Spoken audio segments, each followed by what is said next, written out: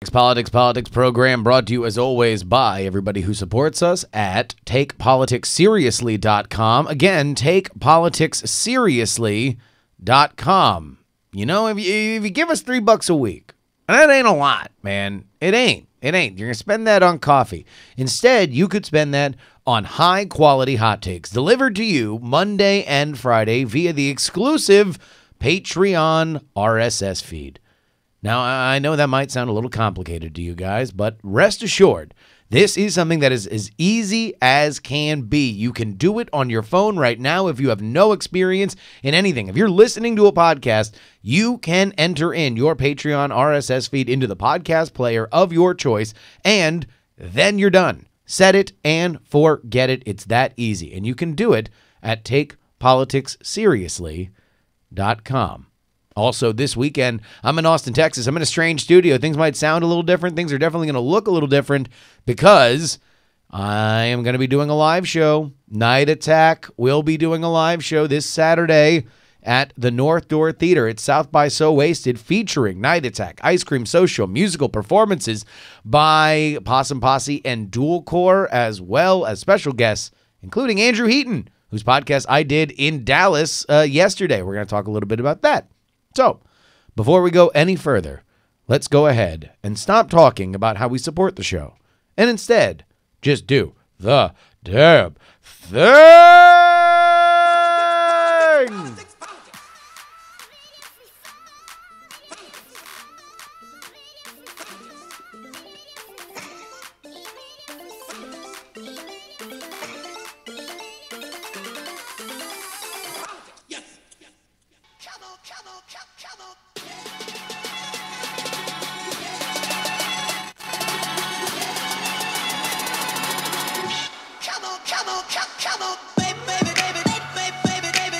Oh,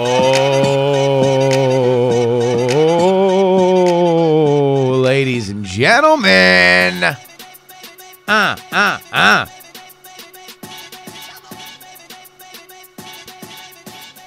Day late, but hopefully not $3 short.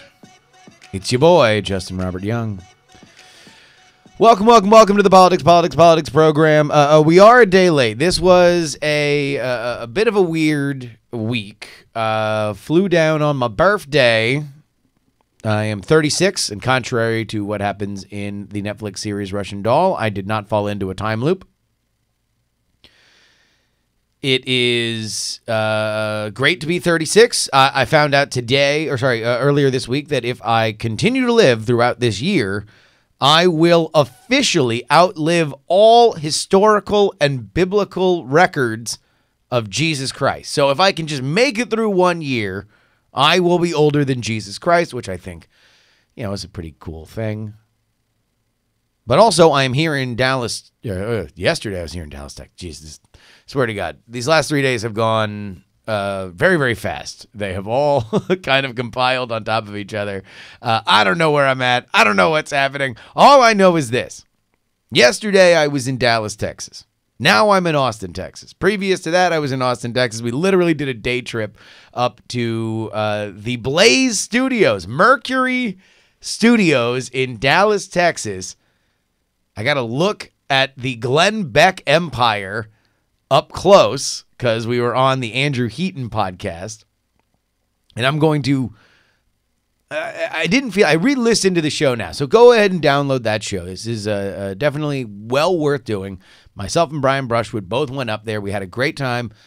And I talked a little bit about two of my hot Bernie Sanders takes.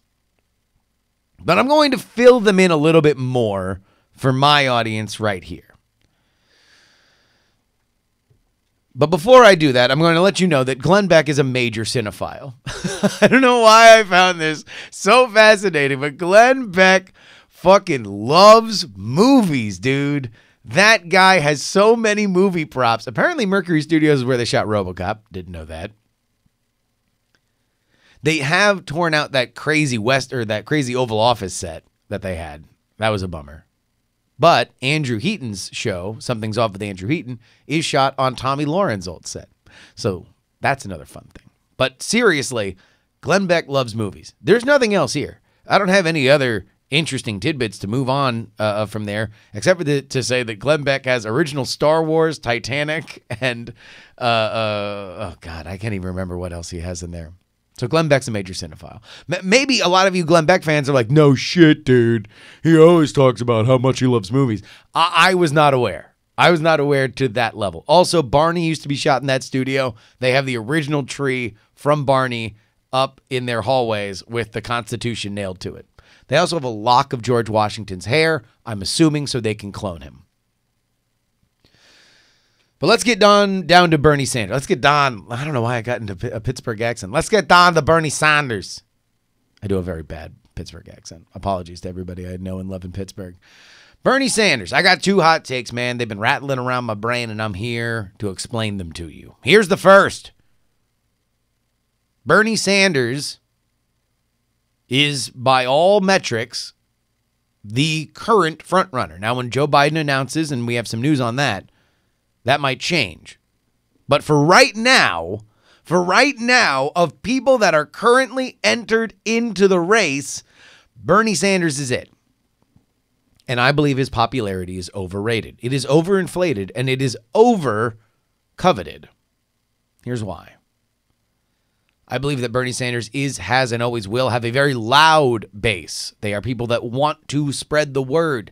They are proselytizers at their heart. They want to let you know that their moral convictions are unshakable.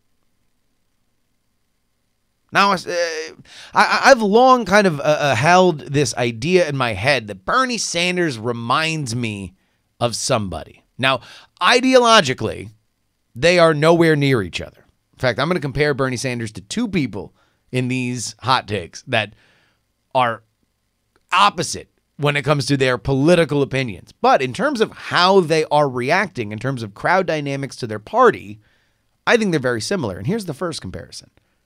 Ron Paul. I'm not talking about Ron Paul now. I'm not talking about Rand Paul. I'm talking about 2008, the It's Happening gif. I'm talking about the money bombs. I'm talking about the feud with Frank Luntz on Fox News.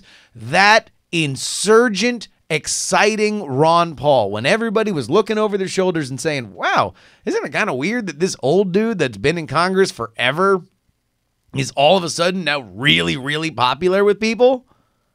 That Ron Paul. So that Ron Paul ran in a gigantic crowded field that eventually wound up eating each other to the point where John McCain took the nomination. But let's imagine that he didn't. Let's imagine that you remove the Huckabees, you remove the Romneys, you remove the Rick Perrys, you remove the McCains, and instead, the Republican Party would have ensured it that this was supposed to be a coronation for Jeb. Oh, yeah. Let's imagine. Well, let's push up the timeline 8 years. Let's say that Jeb exclamation point is there in 2008, and he is the favorite son of the Republican Party. He is going to win. They are going to crown his ass. And so all he's got to do is run through one feeble old man, Ron Paul. Imagine that's the scenario.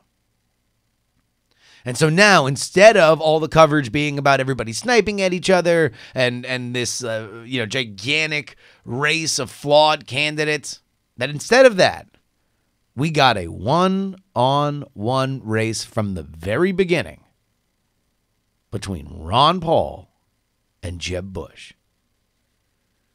And it became very clear that the anti-authoritarian supporters of Ron Paul that Jeb was going to win. And in fact, emails later leaked online reveal that he had undue help. That he had the party on his side the entire time. Ron Paul never had a shot. Imagine how upset that would have made Ron Paul supporters. I mean, hell, they were upset at Frank Luntz, and he's literally just a talking head on Fox News. Imagine if there was actual proof that the party colluded against him. Oh! So Jeb winds up finagling through all the various different situations that he's going to win. And then what happens? Jeb goes to the general and loses. Now, do me a favor.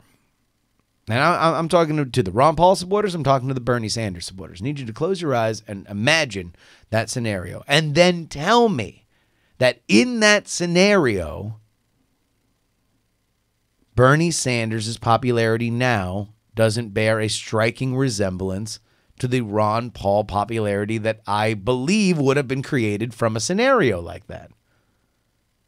So now let's do the reverse math. Is Bernie Sanders just a pumped up Ron Paul?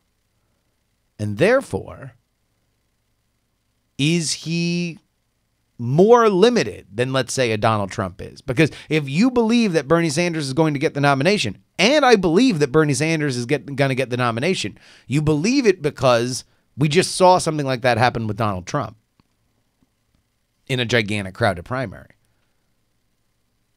But maybe socialism, or at least democratic socialism, the radical reformation of our economy to benefit those that are most in need, to create a more fair, equitable, and just society, as Bernie Sanders will explain he is going to do, maybe that isn't quite as universally appealing as something like, we got to get the economy moving, we need to build a wall, secure our borders, and stop losing and start winning because everyone's dumb and I'm smart. Maybe those are more universal concepts than reforming the government and the economy. Just in the same way that it was more of a clarion message, Trump's message was more received than when Rand Paul reheated the Ron Paul platform and said, "Look, I'm younger and I'm more dynamic," which is debatable because I don't think a lot of Ron Paul supporters really loved Rand Paul. I'm just saying that we might be overvaluing Bernie's support. He might just be a Ron Paul who got the chance to run against the greatest gift that American politics can give, my friends. The star maker, Hillary Clinton, making more stars than Barry Gordy, baby. You need a hit. You want to be known from coast to coast, baby. Run against Hillary Clinton. She'll make your ass famous. All right, that's the first hot take. Here's the second hot take. I believe that free market conservatives, so these are libertarians, big and little L, these folks, they used to have sway in the Republican Party, not so much anymore. If you are one of them, you should be rooting for Bernie Sanders right now. And here's why. Number one, let's start at this premise. You don't have a whole lot going for you right now. I'm talking to my free market conservatives. You don't got. Look, one party, the Republicans, have a tax and spend immigration hawk leading things. That ain't exactly your speed. And the other side is drifting ever leftward. The most ascendant celebrities in the Democratic Party are currently a sentient sack of potatoes who is bringing democratic socialism to America, and a 20-something bartender who has the most amorphous legislation to radically save our planet we have ever seen.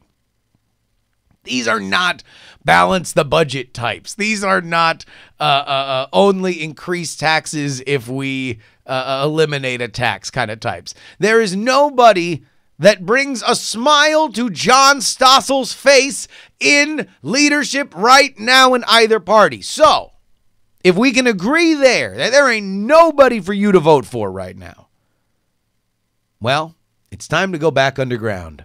you must rebuild. So what are the best scenarios in which you, as a free market conservative, could get somebody into the modern meta of politics that would seem cool, that would seem good? How can you change the landscape? Well, here's the first thing. Number one, you just need to get Trump out of office somehow. And number two, you've got to stem the tide against the socialist push. Democratic socialist push. Expanded government push. Let's just leave it there so I don't get any emails. It's like I'm going to get a million emails. If that's what you want, then here's the best scenario for that. Bernie Sanders wins the primary and loses the general. I don't know if you guys have noticed this, but after general elections, there tends to be a lot of soul searching. Tends to be a lot of assumptions made and then judgments that carry on from it. If Bernie Sanders gets the nomination and loses in the general, I believe that will say, specifically if he loses big, that will say to the Democratic Party, you want to know what, kids? We gave your big socialism thing a shot. We're done. That's why I say, hey, man, nice shot. It was a good shot, man. But we're done. From here on out, we're running moderates again. We gave you your chance. You had your shot, and you didn't do anything with it. That's a wrap. We're done with that. It makes me think about Bernie Sanders as a Barry Goldwater type. Barry Goldwater, of course, was the conservative soul of the Republican Party that was fairly moderate in the early 60s. He was very upset that the party was continuing to give in to the Nelson Rockefellers of the world, people that were very moderate, that wanted the Republican Party to even be the vanguard on civil rights, which, by the way, in 1960, the Republicans had a stronger civil rights plank in their convention than the Democrats did.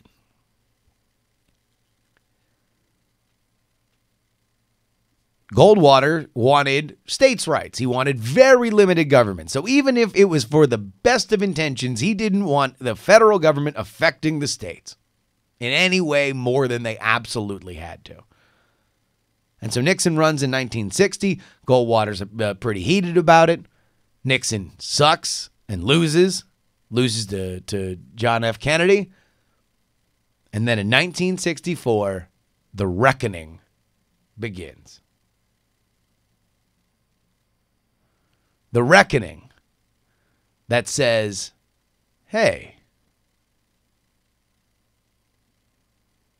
if we already tried to give you guys the moderate plank, if we already tried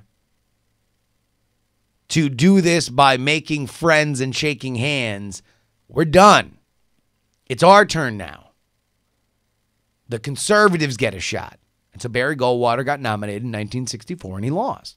And sure, the Republican Party wound up becoming more conservative after that. But we didn't really get a Goldwater-style candidate until Reagan. It was like 18 years afterward. So if you want the extreme view to have a shot and then lose, I think that history says once they lose, it kind of goes out of favor for a little bit. Because elections, national elections, presidential elections are zero-sum games. You either win or you lose. And if the party believes and voters believe that this is too extreme to win, they will gravitate away from it. So that's why I think free market conservatives should support Bernie in the primary so that he can lose in the general. That is my Bernie Sanders hot take. You could have also read a version of this in my newsletter, the Free Political Newsletter at freepoliticalnewsletter.com. That is where you can get 5 emails a week, 5 stories a day, mostly gifts, sometimes hot takes. And I want to thank the PX3 listeners that listen to me every week in our ongoing and sustained fight against the villainous algorithm. Ah, yeah. Oh, Google's algorithm. They think they're so smart. They think they're so good. They think that they've got everything under control, don't they? Oh, yeah. Yeah, they're going to keep my newsletter, the free political newsletter that you can sign up for at freepoliticalnewsletter.com. They can keep that in the promotions folder? Oh, hell no. No. They think they're going to keep it in the spam folder. What? Absolutely not. You guys have been on the case. Whenever you see it in your promotions folder, just reply to the email. Tell me anything. Say thank you. Say no thank you. Say I hate you. Say I love you. Literally just say anything so the Google algorithm knows that there are people that are responding to this. This is not spam. I'm not trying to sell you coupons to buy a couch. This is something that you want in your regular old inbox every single morning. So please go ahead and do that. If you haven't already signed up, free political newsletter at freepoliticalnewsletter.com. All right. We have a few other stories that I am very, very excited to tackle here. Joe Biden is set for an April launch, reportedly. We've heard a lot about this. Probably the two biggest candidates that have yet to announce are Biden and Beto. Those are the ones polling over 5%. Right now, Joe Biden would be the front runner. If he announced right now, he would be the front runner. He is polling ahead of Bernie. But let me just get this out. Here's my thought about old Joe Biden. I think that Joe Biden is a really nice guy. I think that he very much had his image rehabilitated in his 8 years in the Obama White House. I don't believe that Joe Biden's a good campaigner. I don't think that we have seen much to indicate that he is a good national campaigner. In fact, every time that he has run a national campaign by himself, or he's at the top of the ticket, not with Obama, where he's at the top of the ticket, we have seen disaster. We've seen clean and nice. We've seen him being embarrassing and all of a sudden having a Southern accent. Like, that dude is not good on the road. And we're all taking for granted, including myself, that, you want to know what? We're in a different era for gaffes. Gaffes don't mean as much as they used to. Hell, Donald Trump's president. That dude says wild shit. Well, yes and. Donald Trump says wild shit and then never apologizes for it. Does Biden have that bone in his body? Is Biden willing to say, look, yeah, you want to know what? Obama was clean and nice. I was by him the other day. Super clean. And he was nice enough that we were friends for 8 years. We were meme BFFs. A meme. He didn't give me, his blessing to run right after he was getting out of office. That probably would have been the best time for me to run. I would have been younger and would have had a shot to beat Hillary. But still, we were meme BFFs. I think he's bad on the road. And if you're asking me to put him up against Bernie Sanders right now, oh, brother, man, brother. I think that Bernie does well standing up to Biden. I think if Bernie has Biden to compare himself to, there is nobody more establishment-y that either doesn't like to take risks and won't necessarily go hard against Bernie. I think he likes that. And I think Biden has a very high self-destruction chance. Why would we think anything else? Provide for me the case for the optimism of Joe Biden. Aside from him being the front runner, he's got electability. A lot of people certainly seem to think he can beat Donald Trump, and he's going to have we can all go back to Obama. He's going to pull up in a DeLorean and say, we're going to go back to the future. But beyond that, you still got to be out there shaking hands, kissing babies, and giving stump speeches. You're still going to be out there creating sound bites that will dominate the news cycle for 24 to 48 hours. And that historically has not been Joe Biden's friend. Here's something that he is going to have to do. In my opinion, this is what you have to look out for. His first words about socialism. His first words about socialism. Why?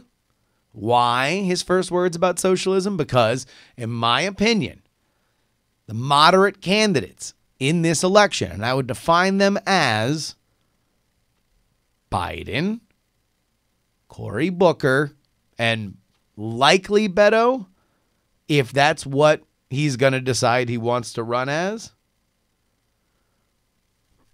their success is contingent on saying, I'm not socialist. All these other policies, all these other democratic socialists are. And that's fine. If that's what you want, you can have it. But if you don't want it, I'm the guy. Bernie Sanders is currently running in the front of that pack. He's also raised a ton of money. He's also the architect and definition of what the modern leftward list in the Democratic Party represents. The only way to make yourself separate from that is to say, I'm not there. I'm not as far left as he is. And you have to make it a strength. If you don't make it a strength, then everybody is dancing to the same drum that Bernie Sanders is offering. You're basically saying you're picking and choosing from the person that is most popular and most radical.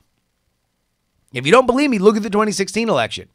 As soon as everybody else started talking about border walls and, bans on people, as soon as that happened, it wasn't about, no, I'm not him. Whatever he is, I'm not him. And by the way, I have my own exciting ideas. Here's what I am going to do because I'm not going to waste my time doing what he's doing or she's doing.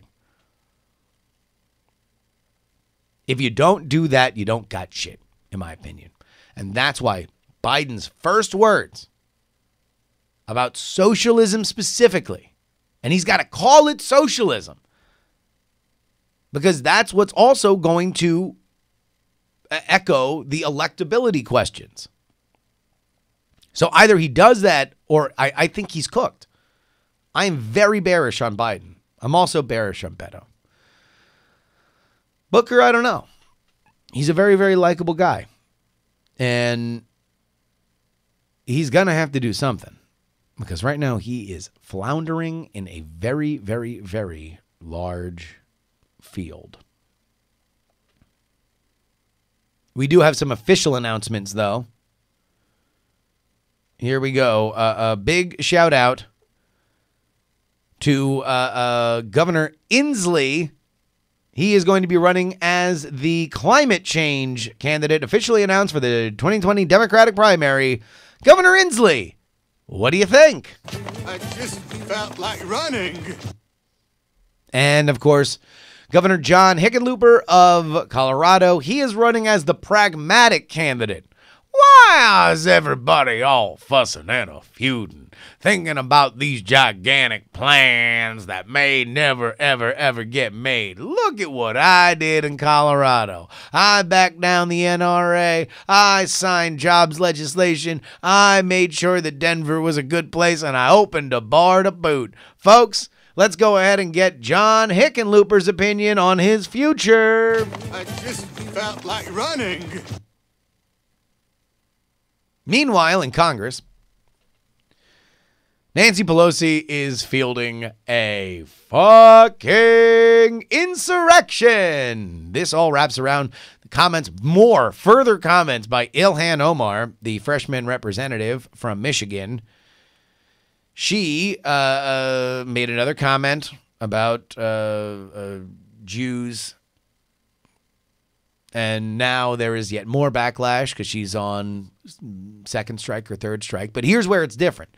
Last time, the Democratic Party was able to gather around, say, we don't agree with this. And even the vaunted AOC said, I don't think that it was the worst, but it was unfortunate. She shouldn't have said it. She joined the condemnation train. Her fellow freshman representative. So now Omar does it again. And this time, we're not gonna take it. It brings forward an issue that is going to only become more and more prescient. Remember that Nancy Pelosi was not universally beloved in taking over her speakership of the House. It was thought that she was representative of a bygone era. And specifically, as the midterms brought in a ton of fresh new blood to the Democratic Party, maybe it was time for a new leader. I told you here on this show, on Politics, did I add another politics? I don't know. That's value for you. That if AOC looked at that double podium or the double occupancy podium of Chuck Schumer and Nancy Pelosi, she's got to ask herself, which side of that podium do I want to be on the most? Do I want to be a senator? Do I want to primary Chuck? Or do I want to have my new exciting coalition in the House of Representatives lead a revolt against Nancy Pelosi? This is the kind of shit that is going to bring this situation to a head. I'm very excited to see it play out. But then again, I may be wrong. And if I am, then I will end up in this quickly becoming one of our favorite new segments on the Politics program. Folks, it is the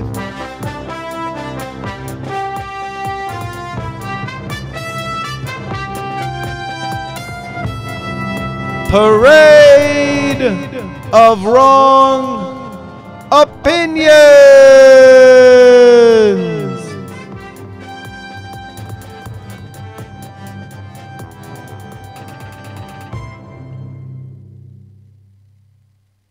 So this Brexit thing seems to be going really, really well. Wrong!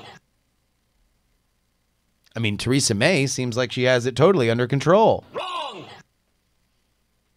How does this sound for you, haters? President John Hickenlooper. Wrong! President Bill Weld. Wrong! I have a great handling of how to explain to all of you, dear listeners, exactly what's going on in the Justin Trudeau scandal. Wrong! Wrong! Wrong! That one got 3 wrongs. I have no idea what the fuck's going on there. Hey, new report in. The Mueller report is dropping tomorrow on Friday. Wrong! The Mueller report is dropping sometime in the next 2 months. Wrong! The Mueller report is dropping sometime before the heat death of the universe. Wrong! Hey, the United States finally won something in Vietnam. Wrong!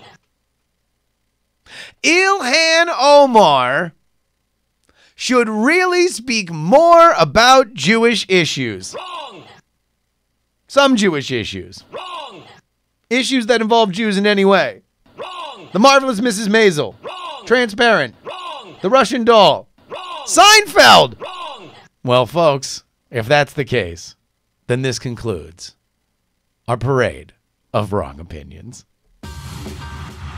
Oh, yeah, you know it. You know what's coming. It is the only way that we can break down data science on the Politics program. Oh, yeah, baby. It's a Democratic 2020 primary. Get on the floor if you got that booty.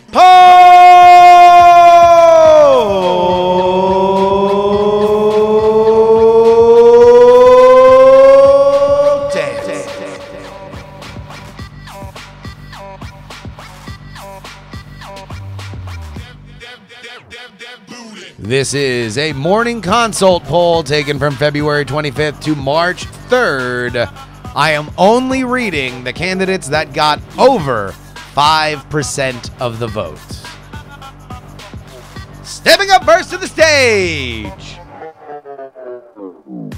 he is the Texas tornado that may or may not be touching down. Let's get a big round of applause for Beto O'Rourke.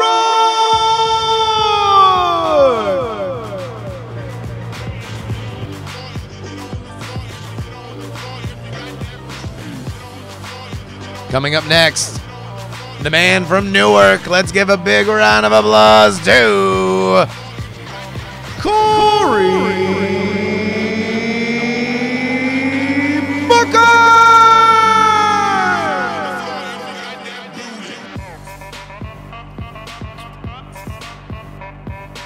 Oh, how about this one? She might be trailing in the polls, but she's still in the hunt, folks. Give a big round of applause for the senator from Massachusetts, Elizabeth Warren.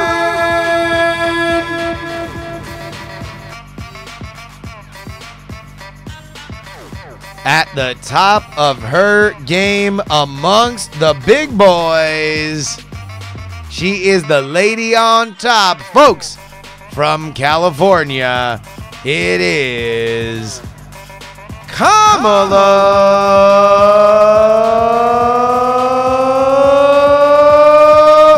Harris.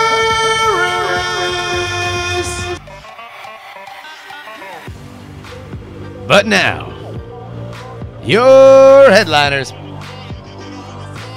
With 27% of the vote, it is the man from Vermont, Independent Senator Bernie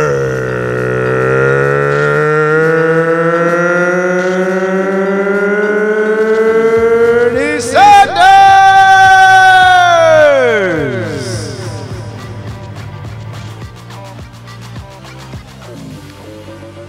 But the man leading them all,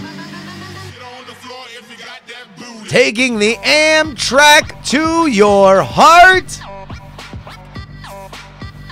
the former Vice President of the United States, the former Senator Joe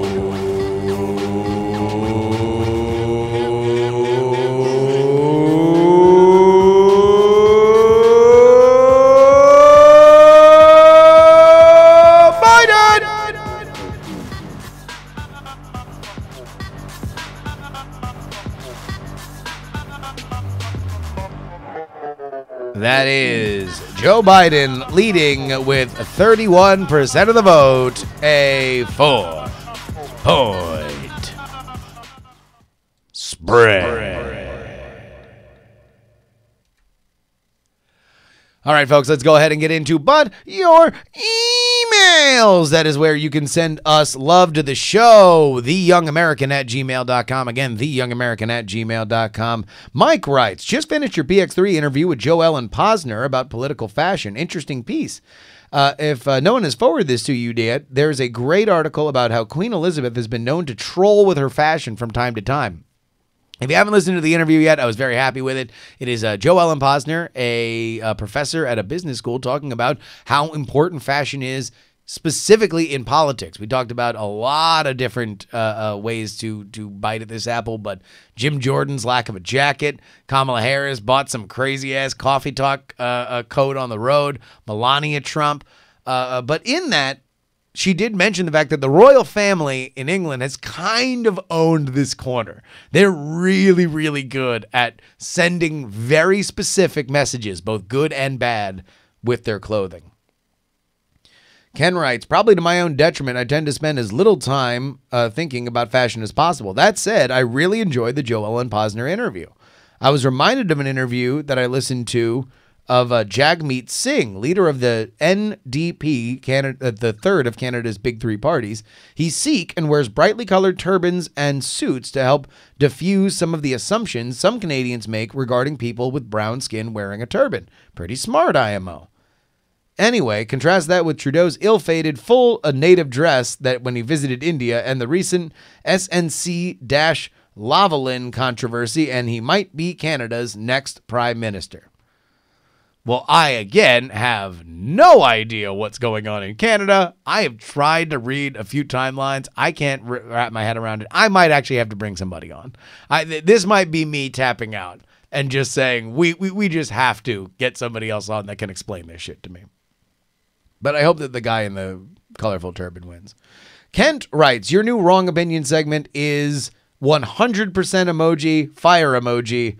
I love it. Definitely keep doing it. Absolutely, I will. You guys have responded to this one really, really well.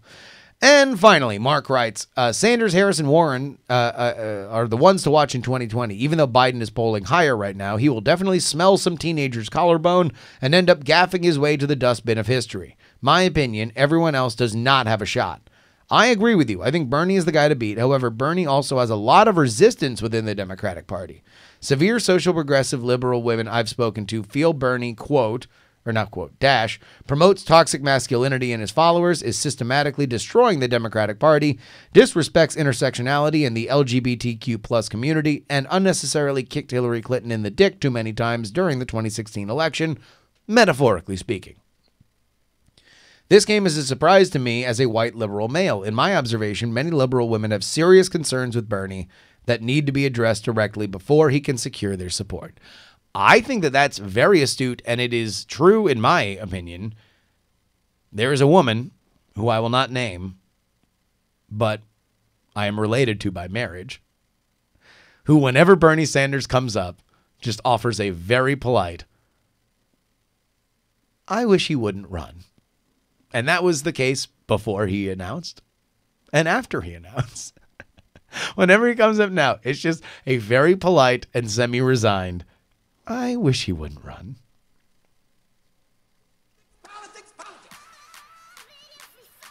All right. Thank you, guys. A little bit of a shorter episode because we're on the road. But we will be back with a PX3 Extra tomorrow. Go ahead and sign up for our $3 level on takepoliticsseriously.com. That brings us to the Patreon page. If I'm going to see you on Saturday at the North Door in Austin, Texas, come and say hi. Come and say Bernie Sanders is a sentient sack of potatoes. Again, the email, theyoungamerican@gmail.com. Music provided by Valesco and Trop Killers. Oh, by the way, if you want tickets to that show on Saturday, the big old South by So Wasted show featuring Night Attack, Ice Cream Social, Jomo and the Possum Posse, Dual Core, Andrew Heaton, Willie Dills Gregory, Tom Merritt. You want to see that? Podcastlink.com/Night Attack. Tickets are selling well, but they're going to be a little bit more expensive at the door, so get them now. Download archived episodes of this show at bonerwars.com and follow me at Justin R. Young everywhere. Music has been provided by Valesco and Trop Killers. Until next time, friends. Some shows talk about politics. Others talk about politics. Still more talk about politics, but this is the only show that talks about all three.